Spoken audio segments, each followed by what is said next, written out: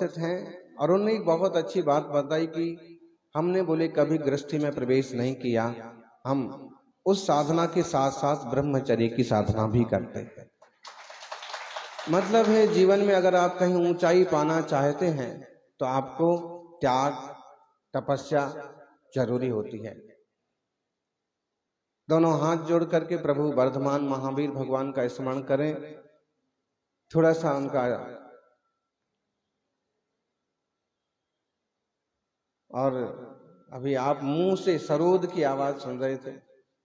अगर आप उसको और ढंग से और डर करके क्यों, डरने का क्यों, जब आप आए हैं मंच पर तो अच्छे से और माइक पास में लेके पूरे ओज के साथ प्रस्तुत कीजिए। निश्चित रूप से आप जिनवाणी स्तुतियां, नमोकार मंत्र, समय सार की एक दो गाथाएं, कोई अच्छे भजन आपने सिखाया नहीं है। जय बोलिए आदिनाथ भगवान की, जय बोलो महावीर स्वामी की, जय बोलो महावीर स्वामी की,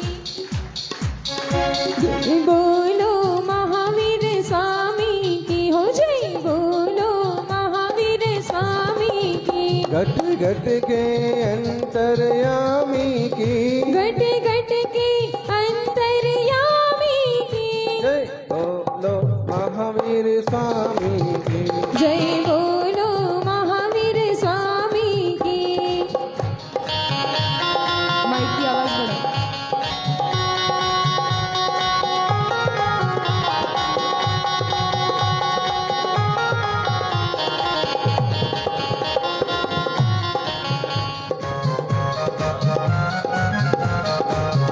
वो धर्म सिखाने आए थे, वो धर्म सिखाने आए थे, वो पाप मिटाने आए थे, वो पाप मिटाने आए थे, जिन पीर हरि हर प्राणी की, हो जिन पीड़ हरि हर प्राणी की। जय बोलो महावीर स्वामी की, जय बोलो महावीर स्वामी की, हो घट घट के अंतर्यामी की, हो घट घट के अंतर्यामी की, हो जय बोलो महावीर स्वामी की। बोल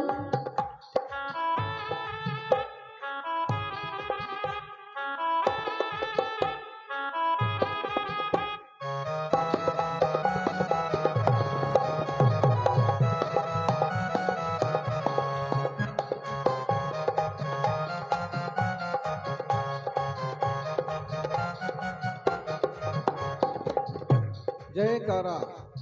वर्तमान जिन शासन नायक वर्धमान महावीर भगवान की, आचार्य श्री आदि सागर जी महाराज की, आचार्य महावीर कीर्ति महाराज की, तपस्वी सम्राट गुरुदेव आचार्य श्री सन्मति सागर जी महाराज की। बोले परम पूज्य चतुर्थ पट्टाधीश्वरिया चक्रवर्ती वर्तमान के वर्तमान राष्ट्र संत राष्ट्र गौरव आचार्य भगवान श्री सुनील सागर जी गुरुदेव की। सुनने वाले सुनो ध्यान से, सुनने वाले सुनो ध्यान से, सारे आज गरीब अमीर, सुनने वाले सुनो ध्यान से, सारे आज गरीब अमीर, सबकी ही तस्वीर रहेगी, नहीं रहेगा सदा शरीर। किसी ही की तस्वीर रहेगी, नहीं रहेगा सदा शरीर। एक प्रश्न होना चाहिए कि जिस शरीर के लिए हम इतना उद्यम कर रहे हैं वो शरीर कब तक रहने वाला है। एक सम्राट हुए अमोघ वर्ष, और अमोघ वर्ष राजा ने जिनसेन स्वामी से ज्ञान प्राप्त करके मुनि दीक्षा स्वीकार कर ली, राज छोड़ करके। और फिर उन्होंने एक छोटी सी रचना की जिसमें अपने जीवन के अनुभवों का निचोड़ उन्होंने भरा। वे कहते हैं, प्रणिपत्य वर्धमानम प्रश्नोत्तर रत्न मालिकाम बक्षे नाग नरामर वंद्यम देवम देवाधिपम वीरम। जो देवों के देव हैं ऐसे देव वीर भगवान को नमस्कार करके मैं कुछ प्रश्न उत्तर करूंगा। वर्धमान को वंदन करके, जो हमेशा बढ़ते हैं और शरण में आने वालों को बढ़ाते हैं, वो वर्धमान कहलाते हैं। सौभाग्यशालियों, देवाधिदेव हैं। उनके जीवन में प्रश्न आया था, शरीर कब तक रहने वाला है। उन्हें मालूम पड़ा केवल 72 साल। जब 72 साल ही रहने वाला है तो क्यों ना इसका पूरा का पूरा सदुपयोग किया जाए। और आपको याद होगा 24 तीर्थंकरों में महावीर स्वामी ऐसे तीर्थंकर हैं जिनने सबसे छोटी वय में मोक्ष मार्ग को पकड़ लिया। विवाह भी नहीं किया, राज भी नहीं किया, शादी भी नहीं की, परिवार भी नहीं बनाया, माता पिता ने खूब मनाया, लेकिन उन्होंने कह दिया पिताश्री समय बहुत कम है। माँ ने कहा बेटा पहले तीर्थंकर ऋषभ देव ने भी तो विवाह किया था, ब्राह्मी सुंदरी जैसी उनकी बेटियां थीं। देखिए ये भी नलनी कमलनी। और उन दोनों बेटियों ने ब्राह्मी लिपि का आविष्कार किया और सुंदरी ने गणित विद्या का आविष्कार किया। अरे बेटा उनके 100 बेटे भी थे, 101 पुत्र थे। भरत चक्रवर्ती बने, बाहुबली, कामदेव और सारे के सारे एक से एक महावीर अपनी माँ की बात सुनते। उन्हें सब कुछ पता है और वो माँ की बातों पर मुस्कुराते रह जाते।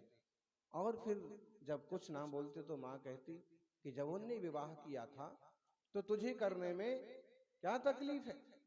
उनने कहा उनके पास बहुत वक्त था, मेरे पास उतना समय नहीं है। केवल 72 वर्ष इस देह में रहना है।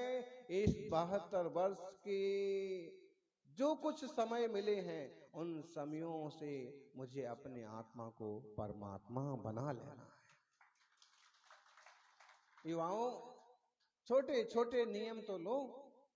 कल एक युवा को कहा, आगे आगे आ रहा था आहार देने के लिए, तो पूछ लिया बाजू वालों ने रात्रि भोजन त्याग है।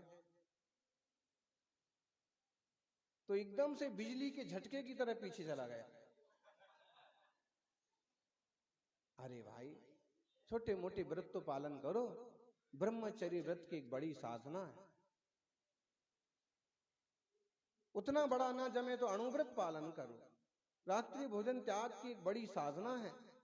चारों प्रकार का त्याग ना जमे तो अन्न का त्याग कर लो और ये निश्चय कर लो कि भोजन होगा तो घर का होगा, भोजन होगा तो घर का होगा, विश्वसनीय होगा, शुद्ध होगा। एक संकल्प जरूर होना चाहिए कि ना होटल में जाएंगे ना बार में जाएंगे। युवाओं का नहीं, हर एक व्यक्ति का, ना होटल में जाएंगे। कभी होता है बाहर गए हैं कुछ ना मिला तो आपको किसी शाकाहारी भोजन करना पड़ता है, किसी होटल में करना पड़ता है। एक अपवाद छोड़ दो। और नहीं तो संकल्प होना चाहिए कि ना होटल में जाएंगे ना बार में जाएंगे, जब भी अवसर मिला प्रभु के दरबार में जाएंगे। जब भी मौका मिलेगा गुरु के दरबार में जाएंगे। वर्धमान ने कहा मां, और ये शरीर केवल 72 साल टिकने वाला है। वर्धमान 72 साल रहे। वर्धमान के नाम वाले सन्मति सागर जी महाराज 72 साल रहे और उन 72 सालों में उन्होंने वो किया जिसको करने को देवता भी तरसते। महावीर भगवान बन गए, सन्मति सागर तपस्वी सम्राट बन गए। अपने पास भी वही समय है, समय का सदुपयोग करें। अगर आप गृहस्थी में भी गए हैं तो भी हम जानते हैं यहाँ कुछ ऐसे श्रावक श्राविकाएं हैं कि गृहस्थी में जाने के बाद भी वे विधिवत धर्म ध्यान करते हैं, प्रतिदिन पड़गाहन करते हैं, व्रती जीवन जीते हैं। इसका मतलब है कि अगर वो वैसा कर सकते हैं तो कुछ लोग और भी वैसा कर सकते हैं। संकल्प की जरूरत है। आप संकल्प करेंगे, आपके भी कल्याण के रास्ते खुलेंगे। वर्धमान महावीर स्वामी कहते हैं इंसान में देवताओं से पूजने की सामर्थ्य है। लोग समझते हैं कि देवता लोग जो होते हैं वो पूजने के लिए होते हैं। लोगों की एक सोच है कि दुनिया में ढेर सारे देवता हैं, लाल पीले पत्थर हैं और वो हमेशा उनकी पूजा करो। महावीर कहते हैं कि इंसान तुम इस लायक बन सकते हो कि देवता तुम्हारी पूजा करेंगे। और उनका जो सूत्र है बहुत फेमस, धम्मो मंगल मुक्तिठम अहिंसा संयमो तबो देवाभी तस् पणमंती जस धम्मे सया मरो। महावीर भगवान कहते हैं कि देवता भी उन्हें नमस्कार करते हैं, उन्हें प्रणाम करते हैं। किनको? धम्मो मंगल मुक्तिठम, धर्म सबसे उत्कृष्ट मंगल है। कौन सा धर्म? किसी धर्म का नाम नहीं लिया, ऐसे नहीं कहा जैन धर्म, बुद्ध धर्म, हिंदू धर्म, ऐसे नहीं कहा। बस धम्मो मंगल मुक्तिठम। कौन सा धर्म? अहिंसा संयमो तवो। कौन सा? हाँ, अहिंसा संयम तप रूप जो धर्म है।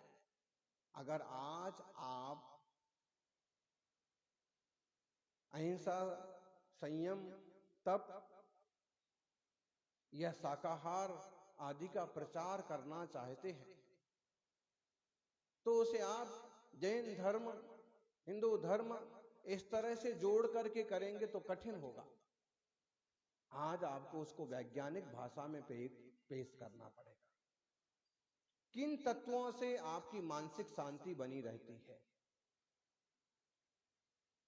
वो पुण्य है, वो आपके लिए लाभदायक है। और किन तत्वों से अशांति बढ़ती है, इस तरह का विभाजन करके मेडिकल साइंस में भी इस बात को रखा जा सकता है कि लोगों के लिए यह तरह का खान पान,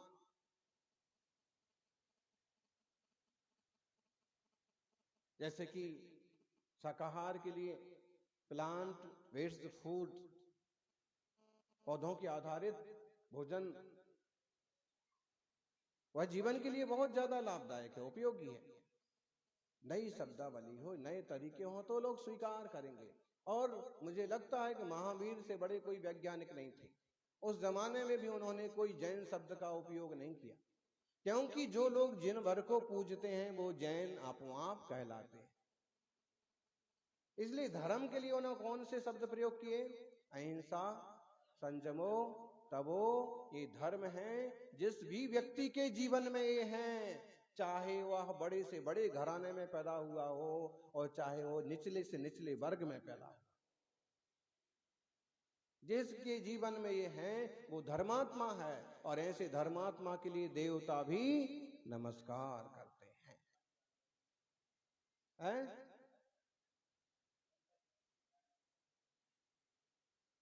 जिनवाणी का स्वाध्याय करें, पुराण शास्त्रों का स्वाध्याय करें तो अंजन जैसे लोग भी पूजे गए, यमपाल चांडाल जैसे लोग भी प्रतिष्ठित लोगों की श्रेणी में शामिल हो गए, वेश्या को भी सम्मान मिला और निचले लोग भी सम्मान के पात्र बने, क्योंकि वो महावीर भगवान की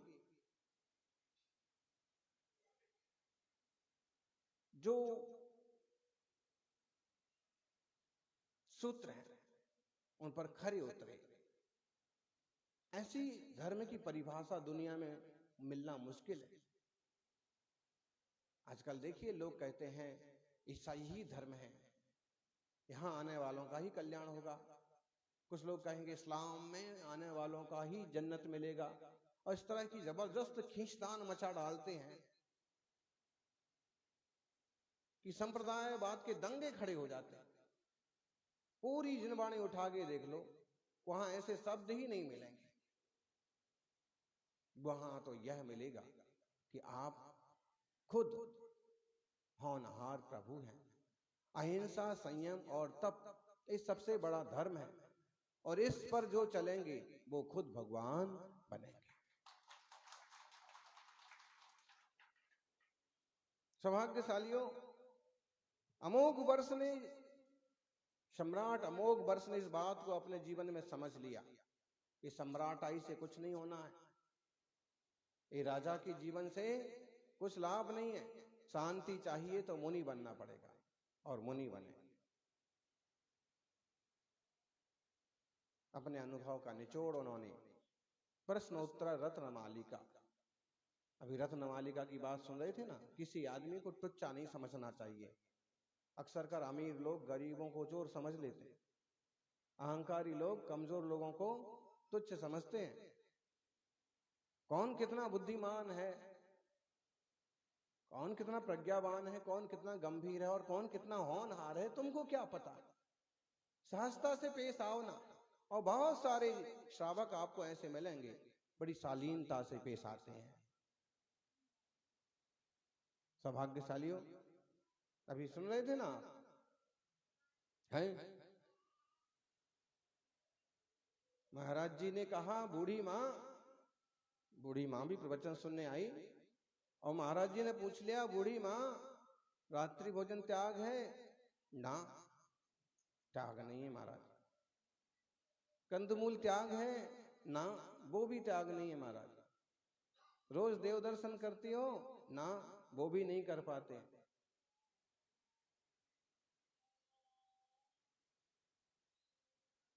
झगड़े का त्याग है? ना, तो रत्न प्रभा तुम्हारा पक्का। अब बूढ़ी माँ ने कोई शब्द सुने हो तब ना, लेकिन ये जरूर सुना, रत्न प्रभा मतलब, रत्न का मतलब तो अच्छा ही होता है। बूढ़े ने माँ ने कहा कि महाराज, मैं जीवन में ना दर्शन करती हूँ, ना कुछ त्याग व्रत है, बल्कि झगड़े करती हूँ। मेरे को कहाँ रत्न प्रभा मिलने वाला? रत्न प्रभा तो आप जैसे साधु संतों को ही मिल सकती। महाराज ने सोचा था कि बताइए, इसको समझा देवे कि ये सारे अवगुण रहेंगे तो रत्न प्रभा नरक में, पहले नरक में जाना पड़ेगा। बूढ़ी माँ ने तो महाराज को ही ठेल दिया। इसलिए कभी शब्द भी सोच विचार के बोलना चाहिए। किसी ने बुद्धि का ठेका थोड़ी ले रखा, एक सामान्य आदमी भी कलाकार हो सकता है। बुद्धि किताबों के पढ़ने से मिल सकती है, लेकिन विवेक जीवन के अनुभवों से आता है। वो अभी मल्लाह की कहानी सुन रहे थे आप, और बचपन में अपन पढ़ा करते थे कि मल्लाह था और इधर से नाव उधर उस घाट ले जाता था, लोगों से थोड़े 5-10 पैसे लेता था, सबको इस पार से उस पार लगाता था। और एक बार एक पंडित जी आए और पंडित जी ने कहा,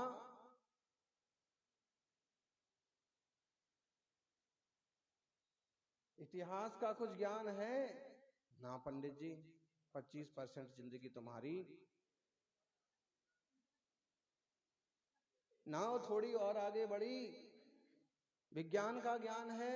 ना पंडित जी, विज्ञान का नाम ही पहली बार सुना। 50% जिंदगी तुम्हारी पानी में गई। थोड़ी नाव और आगे बढ़ी, बीच तक पहुंच रही थी कि फिर पूछा, लोगों को प्रश्न तो पैदा होते रहते हैं, लेकिन ऐसे प्रश्न करो जो सार्थक हो। उस आदमी से ये पूछ लो ना कि भाई रोजी रोटी का प्रबंध हो जाता है, बच्चे कहाँ पढ़ते हैं, कितने बच्चे हैं, रहने का ठीक ठिकाना तो है ना। उस मल्लाह जैसे आदमी से ऐसे कोई प्रश्न करो जो उसके लिए उपयोगी हो। प्रश्न क्या कर रहे हैं? इतिहास का ज्ञान है, विज्ञान का ज्ञान है। अरे भाई गणित तो आता होगा। बोले पंडित जी, गणित की भी क्या जरूरत पड़ती है? 1 रुपए 2 रुपए 3 रुपए 5 रुपए लेकर के मैं इस तरफ से आदमी को इस तरफ और इस तरफ से इस तरफ उतार देता हूं, बस इतना ही गिनना आता है, बाकी गणित बढ़त में ज्यादा। बोले तुम्हारी जिंदगी 75%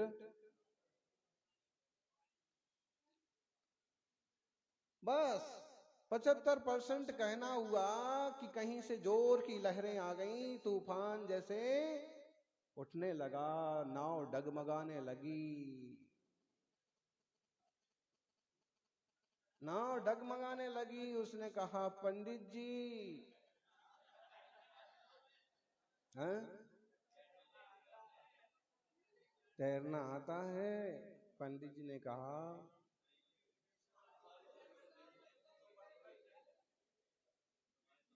तुम्हारी जिंदगी तो। उसने कहा कि कुछ भी है बचाओ, मेरे भी बच्चे हैं, मेरा परिवार है, सब खत्म हो जाएगा। उसने कहा कि देखिए, सभी डूब रहे हैं, सभी सब कुछ डूब जाने वाला है, मैं भी और आप भी और नाव भी। नहीं नहीं, कुछ भी करके कहते हैं। मल्लाह ने पहले भी ऐसा एक पंडित मिला था, उसके साथ भी ऐसे ही बात हुई थी, और पहला वाला पंडित डूब करके, तब से उसने क्या किया कि कुछ भी हो, अब की बार ऐसा कोई पंडित मिलेगा तो उसको। तो उसने कहा कि देखिए, ऐसा पहले भी हुआ था, शायद तुम्हारे पिताजी रहे होंगे, और अब तब से मैंने एक नमूना, मैंने कमर में जो बांध रखा है ना अपना धोती, इसको क्या बोलते हैं, आधा आधी धोती। आप लोग जो आजकल आधा पहनते हैं वो क्या कहलाता है? बरमूडा, बरमूडा ट्रायंगल है, तो लोग वो पहनते हैं। नहीं तो गांव में जो है घुटने के ऊपर तक धोती पहनी जाती। तो देखो, मैंने इसे बड़े जोर से बांध रखा है। मैं पानी में कूद रहा हूं, तो मैं नहीं भी तैरना आता है तो तुम भी मेरी पछाड़ी पकड़ लेना है। आजकल लोग जो है नेक साइड लगाते हैं ना, नेक टाई, फ्रंट साइड कौन सी होती है? नेक टाई होती है। तो उसने कहा कि क्या होता है पछाड़ी? तो पछाड़ी, उनने कहा कि तेरे गले में ये है ना, ये क्या कहलाता है? तो ये कहा कि, उसने कहा ये मेरा कहलाता है नेक टाई। उसने कहा मेरी बेक टाई जो है, धोती की पीछे से जो बेक टाई है ना,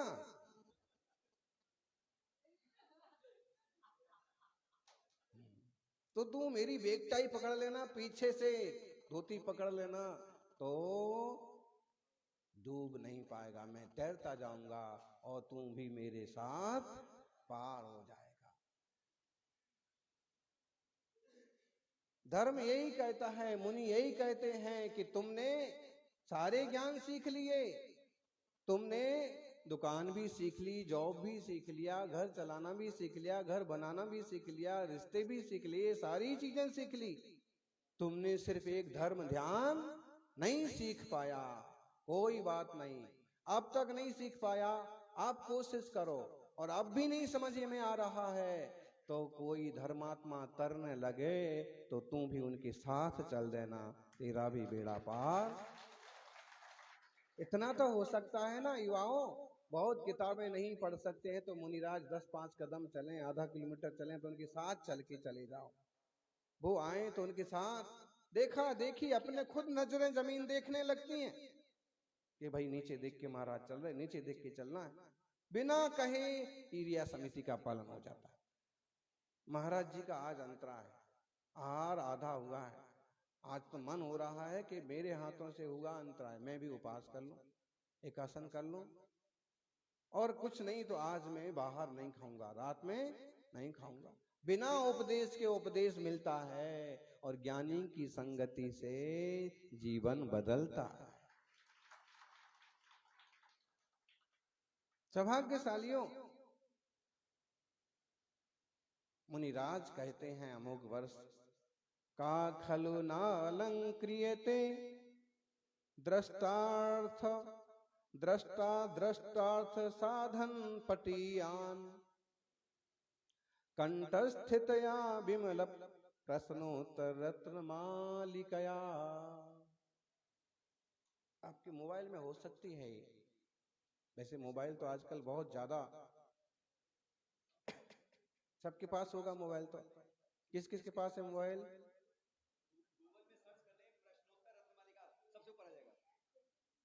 ऐप पर भी है। एक ये जो ऐप है ना, ये ऐप मतलब क्या होता है? एप्पल। हाँ, तो इसमें भी है सदमती सुनीलम। तो इसमें से फोटो खींचते हैं। आज का क्या सिस्टम आ गया हुआ है ऐसे। मोबाइल कितना इंपॉर्टेंट है, आप सबके पास है, हमारे पास ही बस नहीं है ऐसा। लेकिन आपके मोबाइल से जो कांटेक्ट नहीं होते हैं ना, वो हमारे हो जाते हैं। हुआ ऐसे कि एक भगत, एक व्यक्ति, उसका देहावसान हुआ, मर करके यमदूत के पास पहुंचा। चित्रगुप्त ने हिसाब किताब देखा और उसने कहा कि भाई तुम्हारा बैलेंस तो काफी बराबर मालूम पड़ रहा है, पुण्य और पाप लगभग बराबर दिख रहा है? दिन में तू धर्म करता था और रात को कर्म करता था, दिन में पुण्य करता था और रात को, बैलेंस लगभग बराबर है। अब मैं तेरे पर छोड़ता हूं कि तुझे नरक जाना है कि स्वर्ग जाना है। तो उसने कहा कि देखिए महाराज, मेरा मोबाइल और चार्जर पृथ्वी पर छूट गया है, आप उसे मंगवा दीजिए, फिर चाहे आप मुझे नरक भेज दीजिए, चाहे स्वर्ग भेज दीजिए, फिर मैं कहीं भी रह लूंगा, बस क्या चाहिए। अब देखिए आप, जितनी आसानी से आजकल लोग अपने रिश्तों को दूर कर देते हैं, मोबाइल को छोड़ पाते हैं? जड़ का ऐसा ममत्व कि चेतन का अपमान करने को तैयार हो जाता है। जड़ जड़ है ज्ञानी और चेतन चेतन है। मैं ज्ञान घन चैतन्य आत्मा हूं और ये सारे पदार्थ जो हैं वो जड़ हैं। जड़ के मोह में चेतन का अपमान नहीं करो। का खलु ना अलंक्रियते, कौन बुद्धिमान व्यक्ति है? दृष्टा दृष्टार्थ पटियान, दृष्ट और आदृष्ट को जानने के लिए तत्पर, पटियान प्रवीण, दृष्ट और आदृष्ट पदार्थ को साधने में प्रवीण। ऐसा कौन सा व्यक्ति है कि जो रत्नत्रय, इस प्रश्नोत्तर रत्न मालिका का अभ्यास करके और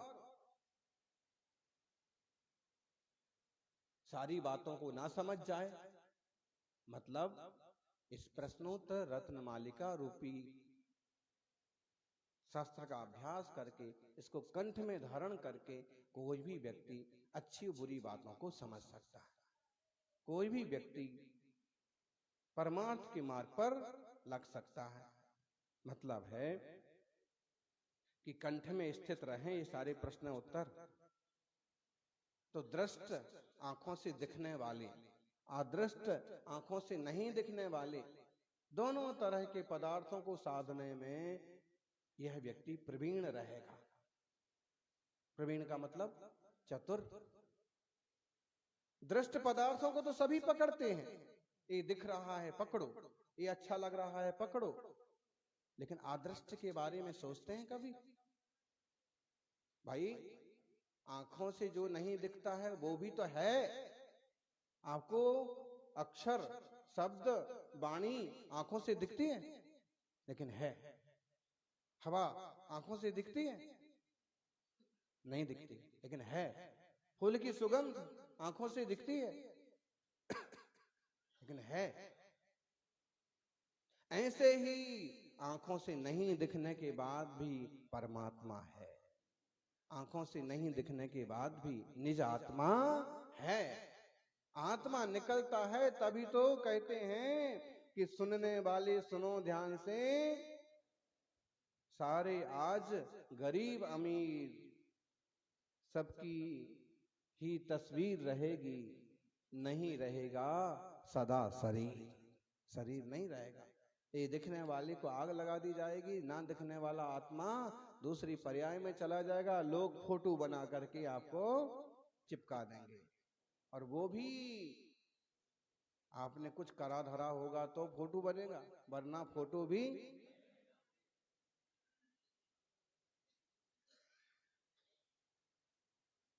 दृष्ट और अदृष्ट दोनों को भी समझने का प्रयास करना चाहिए। भगवान नहीं दिखते हैं तो भगवान नहीं है क्या? बोलो माताओं, भगवान हैं? कहां पर हैं भगवान? बोलेंगे तो सिद्धालय में सिद्ध रूप में विराजमान है। वर्तमान में विदेह क्षेत्र में जो अरहंत प्रभु ग्रहार विहारमान है वीस तीर्थंकर, वो अरहंत दशा में है। और इस युग में यहाँ पर भगवान के दर्शन करना है तो वीतरागी मुनिराज के दर्शन कर लो। ये भी तो उसी मार्ग पर जा रहे हैं। मूलाचार में भगवान कहा है मुनिराज के लिए, हिक्कम बक्कम हियम साधिय सोधिय जो चरदि निच्छ सो साहू ऐसो सुठित साहू भणियो जिन शासने वैभम। ज्ञानियों जो सोच समझ के बोलते हैं, विवेक पूर्वक चर्या करते हैं, शांत रहते हैं, जीव और देह की भिन्नता को जानते हैं, ऐसे मुनिराज भगवान कहलाते हैं। भाई निर्णय तो हो ही गया है ना, फैसला तो हो ही गया है। अब सिद्ध दशा में पहुंचने की देर है, तो सार्थक प्रश्न करिए। जीवन में झगड़े पैदा हो जाते हैं प्रश्न करने से। जैसे जैसे उन्होंने कहा भाई साहब थोड़ा आगे सरकिए, आप कहते क्यों सरकिए? वो कहता है कि मैं प्रेम से बोल रहा हूं सरको। अच्छा नहीं सरकूंगा तो? अब बेमतलब की बात हो गई ना। उन्होंने कहा था अगर आपकी जगह नहीं थी तो ये मत बोलो कि जगह नहीं है, थोड़ा ही सा वहां से यहां से ऐसे हिल लो, उसको संतोष तो हो गया हाँ कि थोड़ा सा बात तो। ऐसे ही घर में होता है, श्रीमती जी का श्रीमान जी का कोई भी बात है, इतनी देर तक कहाँ थे जी? या तो सहजता से बताओ कि आज अमुक काम आ गया था और इसलिए देर हो गई है। तुम पूछने वाली कौन होती हो? अभी कोई तरीका है? श्रीमती जी अगर कदाचित देर से आए और इतनी देर कहाँ थी तुम, तो या फिर तरीका ये कि भाई देर कैसे हो गई। तो इससे क्या होता है, प्रश्न करने के तरीके से विसंवाद झगड़े पैदा हो जाते हैं। प्रश्न से ही पहले तो झगड़े पैदा होते हैं और उसका तरीका और गड़बड़ हो तो आग लगती है। इसलिए तरीके बदलिए या फिर उसको समझने और समझाने की कोशिश कीजिए। बेटे से भी प्रश्न करेंगे ना आज, वो भी कठिन काम हो गया। बेटी को भी पूछेंगे स्कूटी लेके इतनी देर तक कहाँ थी, कहाँ गई थी? अभी दूसरे ढंग से ही बात करना पड़ेगी, बात भी सामने आ जाए, मन भी ना बिगड़े, रिश्ते भी ना बिगड़े। प्रश्न करना भी एक कला है, उत्तर देना तो कला है ही, प्रश्न करना उससे बड़ी कला है।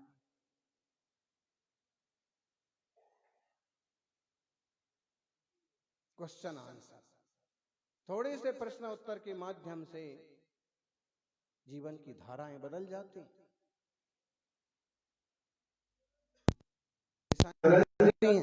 अपने भी पराये हो जाते हैं। इसलिए शब्दों का प्रयोग, प्रश्नों का प्रयोग सोच समझ के और विवेक पूर्वक करिएगा। तमसो मां ज्योतिर्गमय, अंधकार की तरफ नहीं प्रकाश की तरफ चलने का प्रयास करना। और ये प्रश्नोत्तर रत्नमालिका कहिए या जिनवाणी का तत्व ज्ञान कंठस्थ करना पड़ेगा। कंठगता शब्द आया है तो माला है, यह हार है रत्नों का जो आपको पहनना है। अभी कोई दिखने वाला हीरे मोती का हार तो नहीं है कि गले में डाल लो। ये जिनवाणी कहती है कि आपको जिनवाणी का अभ्यास करना पड़ेगा और शास्त्र को कंठगत करना होगा, जीवन में उतारना होगा। कंठ में धारण करिए। वो आपने सुना होगा, कंठस्थ विद्या अंठस्थ दामम। हमेशा विद्या कंठ में रहना चाहिए और रुपया हमेशा अंटी में रहना चाहिए। समझ में आया ना? अंटी समझ में, अंटी समझ में आता है कि अंटी समझ में आता है? अंटी मतलब जेब में, और आजकल तो जेब में अंटी में पैसे रखने का काम ही खत्म हो गया, कैशलेस। ऐसा आप भी कैशलेस और हम भी कैशलेस। कैशलेस होगा कि नहीं? तो कैशलेस अपनी जगह ठीक है। अच्छा, एक बार ये तो हो सकता है कि तुम ज्ञान हृदय में धारण करने की बजाय मोबाइल में धारण करो, लेकिन कभी मौके पर धोखा दे जाएगा। ऐसे ही कैशलेस में भी कभी धोखा हो जाएगा। आप सोच रहे कि सारा का सारा हमारा अकाउंट में है, मालूम पड़ा किसी ठग ने और सारा का सारा उड़ा दिया। तो इसमें तो धोखा हो सकता है, लेकिन हृदयस्थ ज्ञान कभी धोखा नहीं देता। ज्ञान स्वभाव है। अभ्यास कर करके अपने आप को पैना बनाइए, अपने आप को निर्मल बनाइए। आत्म कल्याण के मार्ग पर ज्ञान अस्त्र का शस्त्र का काम करता है। समझ में आया ना? तो शास्त्र का अभ्यास हो, जीवन में उतरे, प्रैक्टिकल हो। प्रैक्टिकल ना होगा तो शब्दों अकेले से कुछ नहीं होगा। लाइसेंस काम नहीं आता है, बंदूक काम आती है। समझ में आया ना? आपके पास बंदूक है, बंदूक का लाइसेंस है। योग संयोग की बात समझ लीजिए कि आप गिरनार की यात्रा पर गए हैं और जंगल में शेर मिल गया। गिर का जंगल है, वहां तो शेर भी मिल जाता। अब जंगल में शेर मिल गया, आपने जेब से लाइसेंस निकाला, दूर रहना, मेरे पास बंदूक का लाइसेंस है। शेर तुम्हारी बात सुन लेगा? क्या करेगा शेर? तुम्हारा लाइसेंस तुम्हारे पास रखो। तो जैसे लाइसेंस देख करके शेर नहीं छोड़ देगा, उसके लिए तो बंदूक की ही जरूरत है। ऐसे ही तुम्हारे किताबी ज्ञान को छोड़ देख करके मोह नहीं छोड़ देगा, उसके लिए तो भेद विज्ञान की बंदूक की ही जरूरत है, तत्व निर्णय की ही जरूरत है। इस तरह का अभ्यास करने का प्रयास करिएगा। कंठगस्त बोलते ना, कंठ पुस्तकस्ता सया विद्या पर हस्तगतम धनम कार्य काले समुत्पन्ने नासा विद्या न तद्धनम। जो किताबों में लिखा हुआ ज्ञान है। अब आप कहोगे एक गीत मैंने भी तो सुना है, कत्थक के बारे में मैंने भी तो पढ़ा है, ये भजन मेरे को भी तो आता है, लेकिन वो सब का सब ना मेरे घर में किताब है, उसमें लिखा हुआ है, काम आएगा? ये आहार देने वाले श्रावक होते हैं ना, इस 16 बदल के आ जाते हैं। अब 16 बदलने के बाद अब वो किताब जो उनकी डायरी है आखिरी में भजन गाने वाली, वो रखी है असोले वाले कपड़ों के उधर। अब क्या करें? भजन तो पहले से तैयार कर रखा है कि अगर बड़े महाराज आएंगे तो ये गाएंगे, छोटे महाराज आएंगे तो ये गाएंगे। कुछ लोग तो चौका ही इसलिए लगाते हैं कि उनको अच्छे भजन आते हैं और यहाँ गाने को मिलते नहीं है, तो घर में चौका लगाएंगे, वो बाद में भजन। तो जो डायरी में लिखा हुआ भजन है वो काम नहीं आने वाला, आप छू नहीं सकते असोले के कपड़े।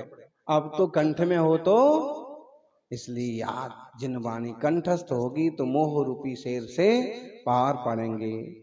सौभाग्यशालियों, जिन वाणी का अभ्यास हो और जीवन में इस संकल्प कि ना होटल में जाएंगे ना बाहर में जाएंगे, जब भी अवसर मिलेगा प्रभु दरबार में जाएंगे। कहाँ है? छोटा सा जीवन है और इस छोटे से जीवन को सभी अपन मंगलमय बनाएं। दृष्ट पदार्थ को तो समझें, दृष्ट रिश्तों को तो समझें, अदृष्ट पदार्थ को भी समझें। आंखों से नहीं दिखता है पुण्य पाप, तो होता नहीं क्या? होता है। फल दिखते हैं।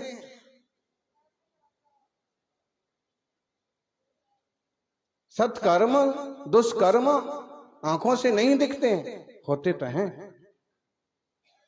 इसलिए दृष्ट और अदृष्ट पदार्थों को समझें, इस मार्ग को समझें और खुद संस्कारित हों, परिवार को भी संस्कारित करें। खुद चतुर बने और परिवार को भी चतुर बनाएं। जो चतुर होते हैं ज्ञानी, वो ही चतुर्मास करवाते हैं। चतुर्मास क्यों? पूरा पूरा धर्म लाभ लेने का पूरा अवसर होता है। और फिर जो मौका मिल जाए उसका भी अच्छी तरह से उपयोग कीजिएगा। सभी का मंगल हो। जय मंगल भावना। जय बोलिए 24 तीर्थंकर भगवान की।